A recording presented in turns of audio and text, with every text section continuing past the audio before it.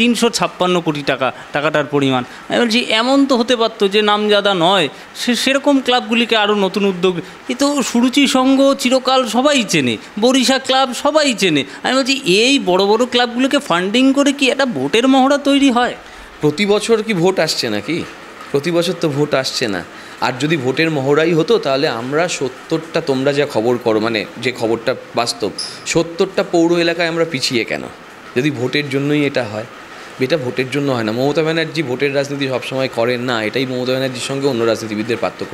উনি মানুষের পালসটা বোঝেন, যে মানুষের চাহিদাটা এবং সেখানে সরকারের দায়বদ্ধতা, অর্থাৎ bringing the state back in. রাষ্ট্রকে আরও দায়বদ্ধ হতে হবে, যে দায়বদ্ধতার পরিসরটা রাষ্ট্র যত বাড়াবে তত বেশি ইকোনমি ভালো হবে এবং তত বেশি মানুষের ওপর চাপ কমবে। এই জন্যই পশ্চিমবঙ্গে এখনও 100 টাকায় থাকা খাওয়া করা যায়, যেটা অন্য রাজ্যে সম্ভব না। অন্য কোনো রাজ্যে 100 টাকায় তুমি সারা দিনে 3 বেলা খেতে পারবে না, যেটা পশ্চিমবঙ্গে সম্ভব। পশ্চিমবঙ্গ এত বড় মুদ্রাস্ফীতির মধ্যেও বাজার দরটাকে, হ্যাঁ বেড়েছে, এখন অবশ্যই বেড়েছে, এবং তার জন্য মমতা বন্দ্যোপাধ্যায় যা করছে অন্য কোনো রাজ্যে এত খবর হয় না, যে রাজ্যে আমাদের জন্য যে ভূমিকাটা নেওয়া হয়। আমি তাও বলবো অন্য রাজ্যের তুলনায় এই রাজ্য এখনও এই দাম নিয়ন্ত্রণে সবথেকে ভালো ভূমিকা করেছেন।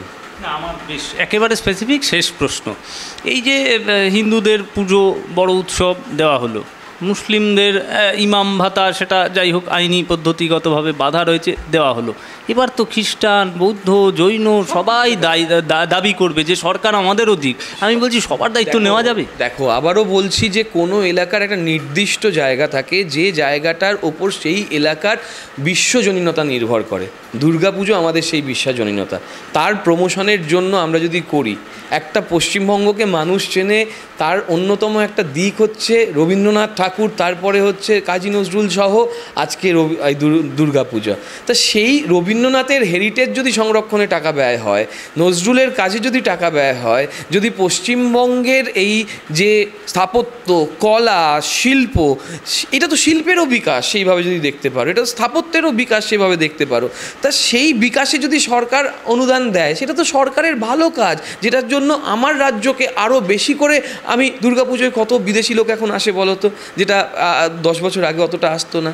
ফলে এই প্রমোশনটাও তো দরকার।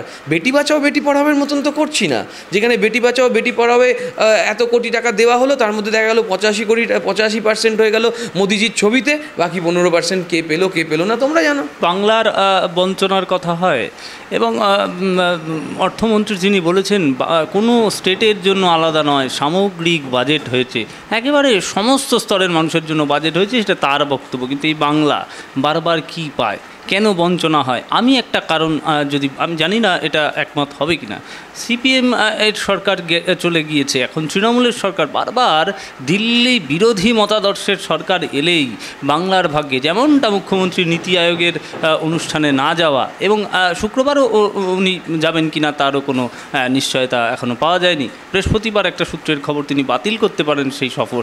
আমি বলছি এই যে নীতি আয়োগের সময় রাজ্যের দাবি দাবাগুলি বলা, সেগুলো ঠিকঠাক প্রেজেন্ট করা, সেটাও কি দায়িত্বের মধ্যে পড়ে না? বাংলা তো বঞ্চনা, এটাও কি কারণ বাংলা বঞ্চনা হওয়ার, যে মুখ্যমন্ত্রী প্রেজেন্টই করছেন না বাংলা?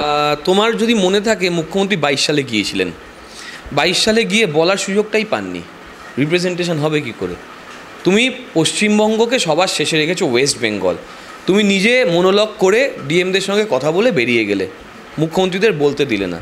তাহলে নীতি আয়োগের বৈঠকের মানেটা কি? এটা নিয়ে আমরা ডিবেট করেছি একসময়। তা সত্ত্বেও মুখ্যমন্ত্রী আলাদা করে প্রধানমন্ত্রীর সময়ও চেয়েছিলেন, কিন্তু যা হোক ইন্ডিয়া জোটের কিছু বাধ্যবাধকতা থাকে, সেটা একটা আলাদা দিক।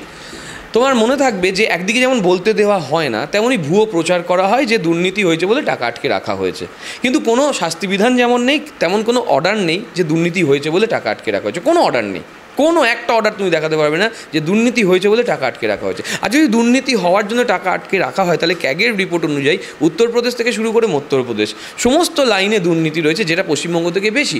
আমার থেকেও বড় কথা হচ্ছে, কেন্দ্রীয় প্রতিমন্ত্রী যিনি পঞ্চায়েতের দায়িত্বে আছেন, তিনি বলছেন যে পশ্চিমবঙ্গে 5200 কতজন ভুয়ো জব কার্ড রয়েছে একটা সময়, সেই সময়ে 1.5 লক্ষর বেশি ভুয়ো জব কার্ড উত্তরপ্রদেশে রয়েছে।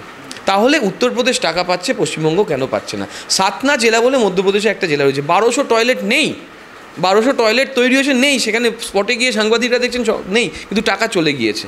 ক্যাক সেই রিপোর্ট তুলে দিয়েছে, তারপরে ওরা টাকা পাচ্ছে, আমরা পাচ্ছি না। আমরা বলছি যে দোষী তাকে শাস্তি দাও। তোমরা মানে শয়ে শয়ে এখানে টিম পাঠিয়ে দিয়েছো, একটা রিপোর্ট জনসমক্ষে এনে দেখা হতো যে কী তথ্য তুলে দিয়েছো কেন্দ্র সরকারকে টাকা আটকানোর জন্য, কি জন্য না, দাওনি তো, এটাও ছেড়ে দাও।